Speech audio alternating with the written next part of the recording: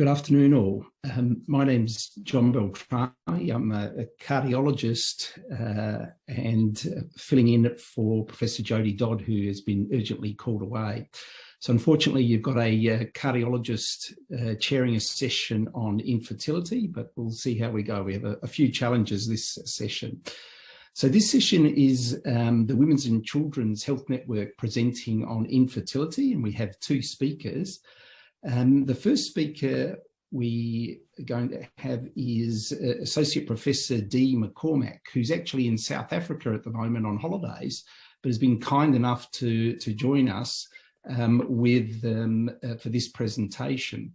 So in a moment, we'll ask to play a video that she's recorded, but we'll get started with the welcome. So we begin by acknowledging the Ghana people, traditional custodians of the land on which we meet today, and pay our respects to their elders past and present. I extend that respect to the Aboriginal and Torres Strait Islanders people here today. So as mentioned, what we'll start the session with is with Dee's presentation, and she tells us that unfortunately in Cape Town at the moment, the power is a bit unreliable, so she has had the foresight to actually record her presentation, and so she'll present that, and hopefully if we're still able to have her online, be able to answer some questions. Otherwise, we'll answer them through the question and answer button as usual. So I'll ask Cara if she can play the video. And many thanks for the invitation to present my aspect of research within this group. My interest in the group has been recurrent miscarriages, and in particular hyperinsulinism, which we have found to be fairly common within the group. The definition of miscarriage, then, they are classified as embryonic or fetal. Embryonic miscarriages are from the last menstrual period until approximately 10 weeks of gestational age. Fetal are from 10 weeks until viability. It's important to distinguish between the two, as many losses are detected at 12 weeks, but have actually passed away between 6 and 8 weeks, and therefore are actually embryonic and not fetal. This is mainly for research purposes, so that we are comparing apples with apples. It causes some confusion though, because many centers and journals will still refer to miscarriages as first or second mid-trimester losses. About 95% of losses are embryonic, and only 1 to 5% are fetal. Recurrent miscarriages comprise a separate syndrome. They need to be 2 or more losses, not necessarily consecutive, but preferably clinical, as in having been seen either on ultrasound or there being histological evidence of a pregnancy having been present. The workups depend on each individual institution. It's very important to investigate both partners. Lifestyle factors in the male partner may cause sperm DNA damage, may be associated with early losses. The workup that we do within our group, 3D ultrasound, which looks for congenital or acquired abnormalities of the uterus. The congenital abnormalities would be the micronuate uteruses or the presence of septums. The acquired would be fibroids, polyps, or adhesions, frequently from patients having had many DNCs. Thrombophilia workup now is really only for fetal losses, as there isn't much center to be clotted prior to 12 weeks. Therefore, thrombophilias are mid-trimester losses. For endocrine, we look at thyroid, both subclinical and clinical hypothyroidism, as both are thought to be involved. Autoimmunity, the antiphospholipid syndrome, and ANA, mainly as a marker of other autoimmune problems. The metabolic, we do the glucose tolerance test, 75-gram glucose tolerance test, and both fasting and 2-hour insulin studies. Specifically, we do homocysteine, vitamins D, B12, and folate studies, karyotypes. In the male partner, fasting glucose, insulin, homocysteine, and levels of vitamin D, B12, and folate. Commonest finding to date has been hyperinsulinism without glucose issues. Approximately 56% of the patients within the recurrent miscarriage clinic have some feature of hyperinsulinism. The thyroid, clinical or subclinical, is approximately 33% of the group. Structural abnormalities, 27%. Antiphospholipid syndrome, about 12%. Male factor and lifestyle issues, about 30%. And genetic translocations, about 4% in total. Hyperinsulinism, a very silent problem. There are no specific markers at all. It is not significantly related to BMI. There's a very high prevalence in both Asia and Africa. And there's a fair amount of difficulty reaching a consensus on the levels that constitute hyperinsulinism, as each lab has different levels, and many of them use different machines. Within our group, we had 472 patients that tested. Those of that group, 221 were negative. 75% of them delivered a baby. Within that pregnancy, 12.5% developed gestational diabetes, very much in keeping with our patients who haven't had recurrent miscarriages. Of those who were positive, the 251, 70% delivered a baby, and within that pregnancy, 43% went on to develop gestational diabetes. This is just a little bit of a graphic evidence of that, showing that with hyperinsulinism, that was the level of gestational diabetes versus those who didn't have insulin issues. Seen here again, you entered pregnancy with raised insulin levels, even if they changed their diet, lifestyle, and even if they'd been on metformin in the early stages, the prevalence of GDM was still much higher than if they didn't have hyperinsulinism in the beginning. So future research questions that we hope to be looking for or looking at if we receive funding would be the prevalence of hyperinsulinism in non-miscarriage patients. Also, the predictive abilities of hyperinsulinism regarding the development of gestational diabetes and other adverse outcomes within pregnancy. This could potentially be a pre-pregnancy test if it is shown that it is a clear marker for adverse outcomes. And then, of course, there would hopefully be the opportunity for interventions. Thank you very much for the time, and I'm happy to take any questions. Okay, thank you. So, Dee, you're still with us online? I think so. Can you hear me? Yes, we can hear you. Yeah, the power just went, so the power's gone again, so the internet may disappear. Okay, well, we got the video, but I did forget to introduce you properly, so I apologise. So just Dee trained in ONG in Cape Town and then worked in Saudi Arabia for 5 years. She's been in Australia since 2005, working at the Women's and Children's Hospital, and finished her PhD in 2020. And as I mentioned, she's on holidays in Cape Town, but has been kind enough to participate in this session, and hopefully the internet doesn't run out shortly. So we don't seem to have any questions online, but as someone who is very naive in this area, I guess the actual mechanism how the hyperinsulinemia causes the miscarriage. It is thought, and there's been good work on this, that the high levels of insulin may damage the quality of the eggs. It may damage the quality of the tubal fluid. And then work done by Vega et al. About 2 years ago, they grew placentas in the lab. They then added insulin to this, and the whole trophoblast, the placenta growth broke up. They added metformin and it coalesced again. And then they did a whole bunch of markers showing that it's possible if you're walking around that every time you eat and your insulin shoots up about 10 to 20 times higher than it should, that it's having a direct toxic effect on everything from, quality of eggs, fertilization, and even implantation and early growth of the fetus. And certainly once we started treating with metformin, our pregnancy rates improved dramatically.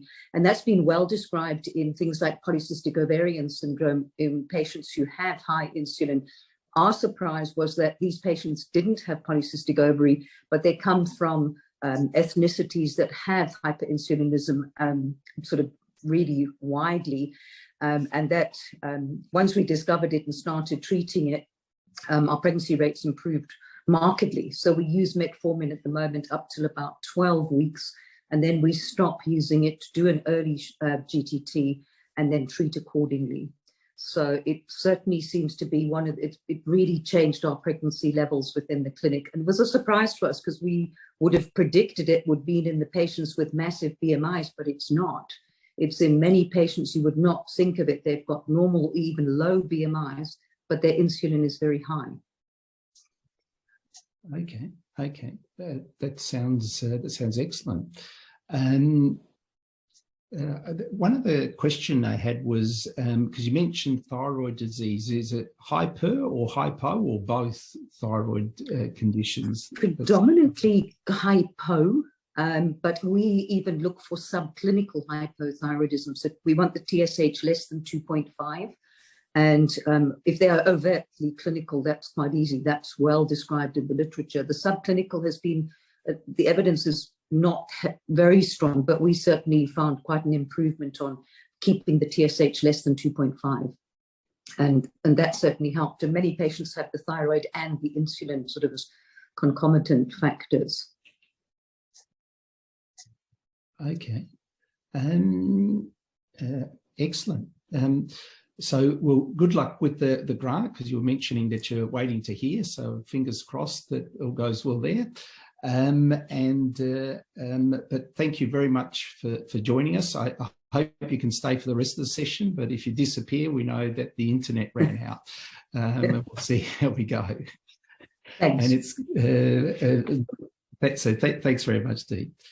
So next we have Professor Louise Hull. So thank you, Louise, for joining us. And Louise is a fertility subspecialist and is the professor for Embrace Fertility, and also leads the endometriosis group. And so she's going to talk to us on why should we be diagnosing endometriosis without surgery. Thanks very much, Louise. Thank you so much for inviting me. Now, I'm just going to share my screen and hold on, let me just very quickly just get this set up properly. Okay. This should work. Yeah, there we are. Our group has been doing endometriosis for many years, but we haven't had very good funding until quite recently. And that was because of the development of the National Action Plan for Endometriosis and a lot of lobbying from the community. So I just want to talk very quickly about endometriosis in Australia. And people don't realise how common it is. So about 1 in 9 people assigned female at birth will be diagnosed with endometriosis in Australia by the time they're 40. What the other thing people don't realise is that on average they have 8 comorbid pain symptoms. And a large minority report these symptoms before they're 15 years of age, often with their first period, and 66% by the time they're 20. So it's actually a condition that affects young people, but it takes 6.4 years to diagnose it. So many young people report going to their GPs and their doctors and not really getting a diagnosis and not really getting much answer with regard to why they're taking time off school and having a lot of pain. And when you look at how it impacts work, about most patients on average lose 6.3 hours of work per week due to their symptoms. So it impacts education, it impacts health, it impacts relationships. And we do know that it costs Australia at least $7.6 billion in both direct costs, but also in loss of productivity. And you can get a chronic care plan if you've got endo, which some people don't realise.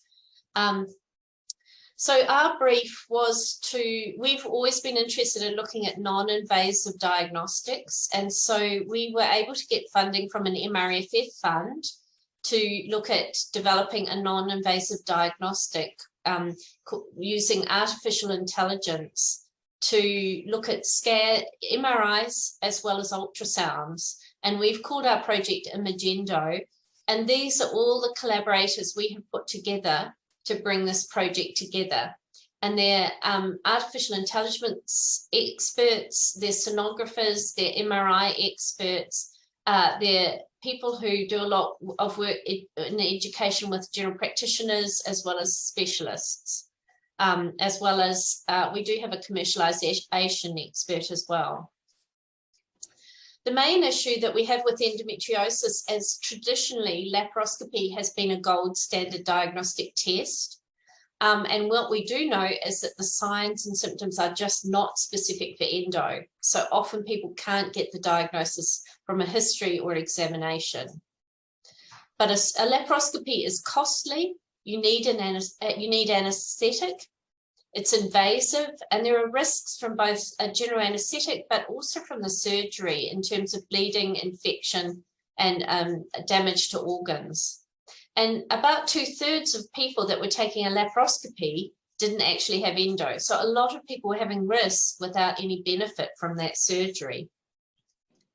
What we also know is that women who have endo and endometriosis communities really want us to develop a diagnostic that's much more accessible than surgery and that doesn't involve surgery. And when you look at most of the surveys of the endometriosis community, needing a non-invasive diagnostic is one of the high priorities that they discuss. And that's also with the experts in the field. So it's a real pressing need for a large proportion of our population. We undertook some Cochrane reviews to look at what diagnostics were actually available.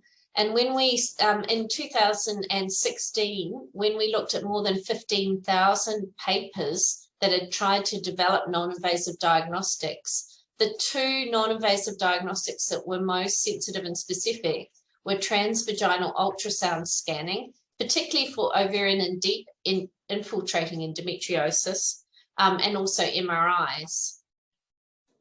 The problem with transvaginal ultrasound scanning is we have a very standard scan, but when we look for endometriosis, we have to look for additional markers. And there are 7 markers of endometriosis, but if you get a standard scan, you will only see the top 2 here, which are, you will see an endometrioma, and you are likely to see adenomyosis, but all these other 5 signs you will not elicit if you don't do a formal endometriosis scan. And many people don't know how to do them and are not qualified to do them. And we get many people doing scans saying they've looked for endo that haven't tried to elicit those signs. And I just want to show you why that doesn't work very well, because this is the sliding sign. And this sign detects if there are adhesions in endo that are sticking the bowel and the back of the uterus together. And this is a positive sliding sign, and it indicates that there's no endometriosis. And you can see that the uterus and bowel slide easily over each other and they move a lot. But you have to push the probe to elicit that movement. And most of the time, people will not do that on a standard scan. This is a negative sliding sign, and you can see the uterus just is not moving against the bowel at all. And that's because endo's between them and it's holding them together. And that's a very positive sign. And we can be 98% sure that the person with the second scan has endo. The person with the first scan, if we have a negative scan for endo, we're only 35% sure that they don't have it. So they could still have it, But if we get a positive sign, we can be quite sure they do. MRI is also quite good at detecting endo now. And the sensitivities and specificities, particularly for deep endo, are quite high. But again, for general endo, they're better than ultrasound, but not perfect. And the advantage of MRI is that it can pick up hemosiderin, which has iron in it, on the T1 views. So when you have a look here, this is the uterus, and it's actually tilting back and it's stuck down with endo. And these bright white spots are areas of hemosiderin, which is an iron-containing substance that comes from blood, behind the uterus, showing these endo lesions here. And you can see in this picture here, the uterus is tilted forward and there's no endo. So there's no adhesions pulling the womb back, and there's no hemosiderin. So it can be really helpful, but in a very, very different way to scanning. It's less dynamic, but it can pick up markers easier and higher in the pelvis. Now, one of the big breakthroughs in the endometriosis world has been when ESHRE, which is the European Society for Human Reproduction and Endocrinology, published its latest guidelines in February this year. And our Cochrane review actually informed one of the biggest changes in the guidelines that has happened in 10 years, which is that we should be recommended to use imaging, ultrasound or MRI in the diagnostic workup for endometriosis. But clinicians need to be aware that a negative finding does not exclude endo, particularly superficial disease. So there's some caveats. The other two sets of guidelines, which are well recognized as being the best for endo, are RANSCOG and NICE, and they haven't been updated, but they're likely to follow this. So we still have some problems. One is that laparoscopic surgery is risky, expensive, and difficult to access, particularly for young people. The scans have a low sensitivity for pelvic lesions, but they're moderate for ovarian and deep. And there's variability in the quality of the scanning. And MRIs are expensive with moderate sensitivity and specificity. Although as of 5 days' time, there will be a Medicare rebate for endometriosis MRIs. So we developed Imagendo because we felt that if we could put the digital data from ultrasounds and MRIs together, we could improve the sensitivity and specificity and approach the level of surgery in terms of accuracy.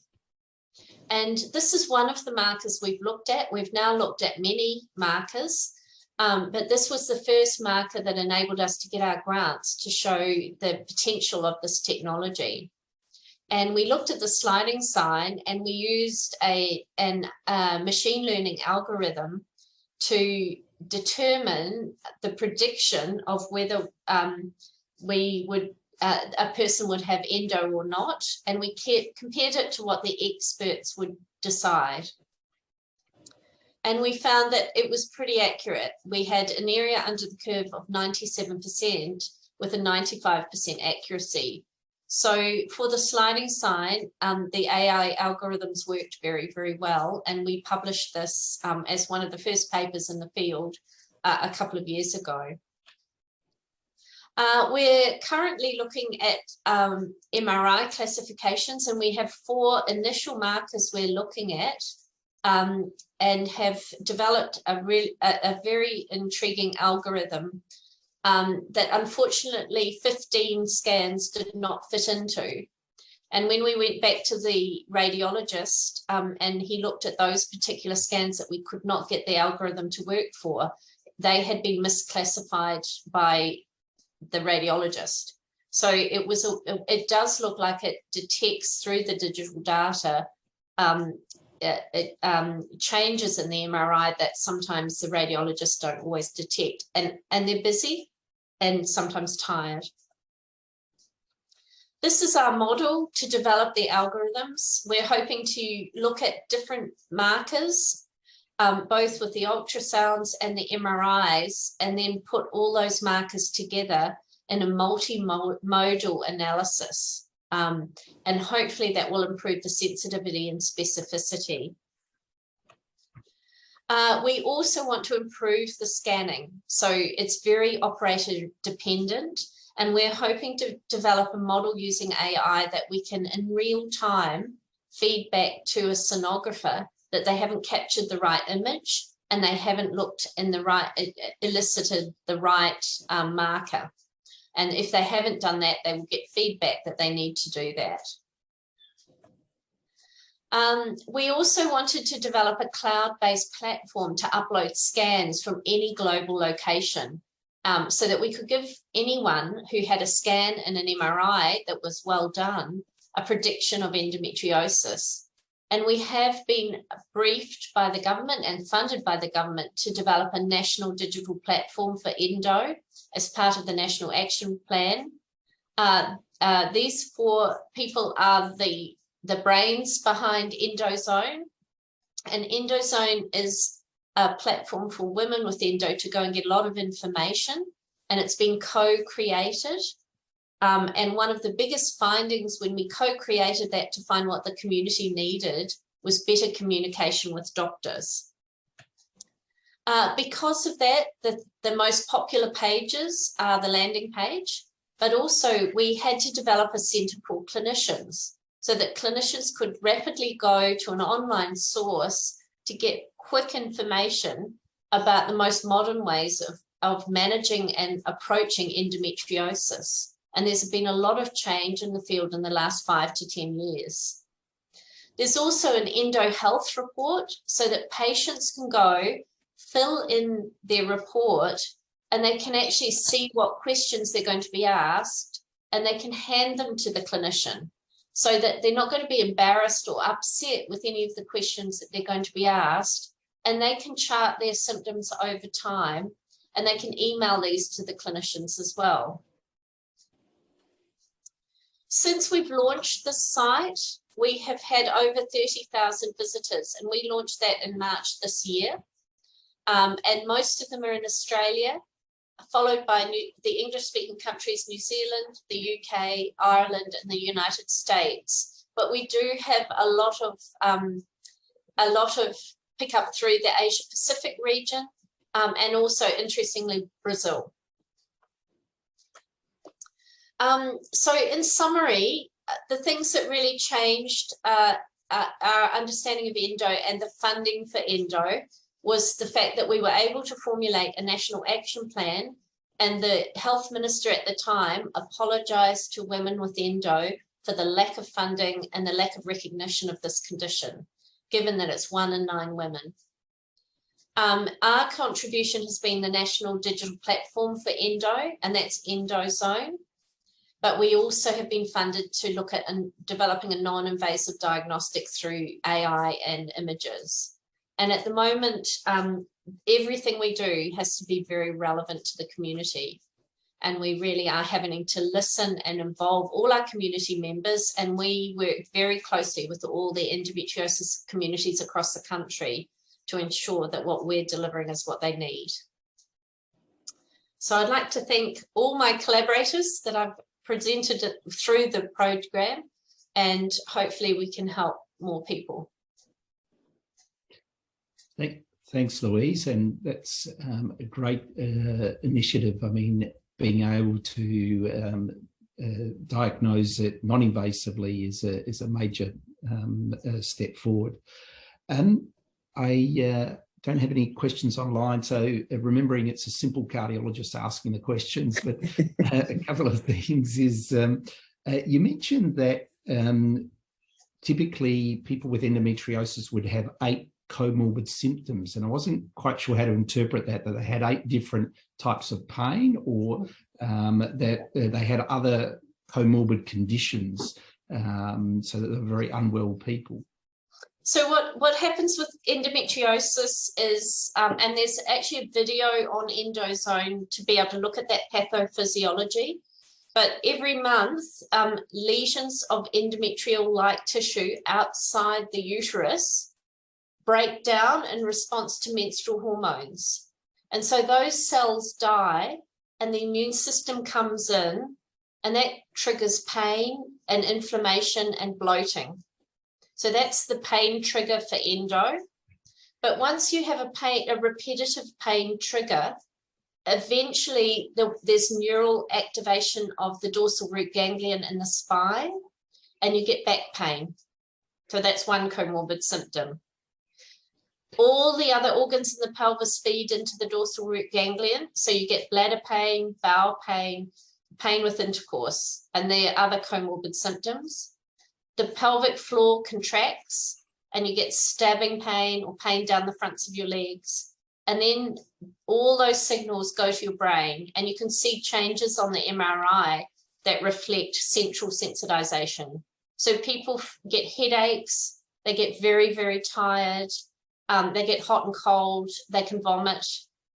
They also, it can affect mood. So people get anxious and depressed, and often find, you know, that their mood changes as well. And those are all symptoms of endo. But if there's any other pain trigger in the pelvis, you'll still get all those symptoms because the neural activation will be the same. So that's why it's so hard to diagnose from symptoms. Okay.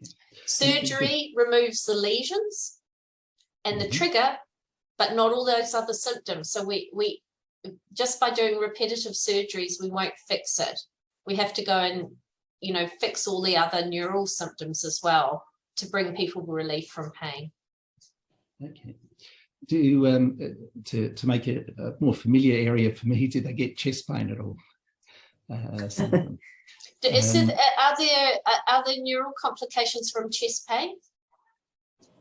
There's so the reason I ask is my particular area of interest is people who have coronary microvascular dysfunction, and a lot of those are women, and some of the younger women, they just get the chest pain at the cycle time. Yeah. So maybe I should be well, they're usually seeing obstetricians, gynecologists in relation to that, because I've always wondered what's going on there. But I guess could they have endometriosis as the cause then? Certainly, we're very familiar with menstrual headaches and menstrual changes, and we do think there's a systemic inflammation that goes and an increased risk of autoimmune issues, because your immune system is dealing with your own cells on a regular basis. So there certainly could be systemic inflammatory markers that are creating pain symptoms. Some people get arthritis and things too. Okay. Good. Thanks for clarifying that. And I surprised that even in cardiology it's related to endometriosis by the looks of it. Well, the feedback for ultrasounds is actually being developed through echo. Right. Yes. So they've got some really interesting echo programming through AI. They'll actually advise the echo sonographer to move the probe in different ways to improve the views. Oh, okay. Excellent. So that's actually leading the way. Excellent. Okay, well, we're over time, but thank you very much, Louise and Dee, for the excellent presentation. And I think we've really shown one of the attributes of these particular seminars, because even though you would think that there's sort of different areas, that shows that it is related, and we need the researchers to be talking more to each other. So I might be talking to you about some of my patients that get cyclical angina. Okay. Thank you very much, and thanks to everyone for attending. And we look forward to you all joining us next week. Thank you very much.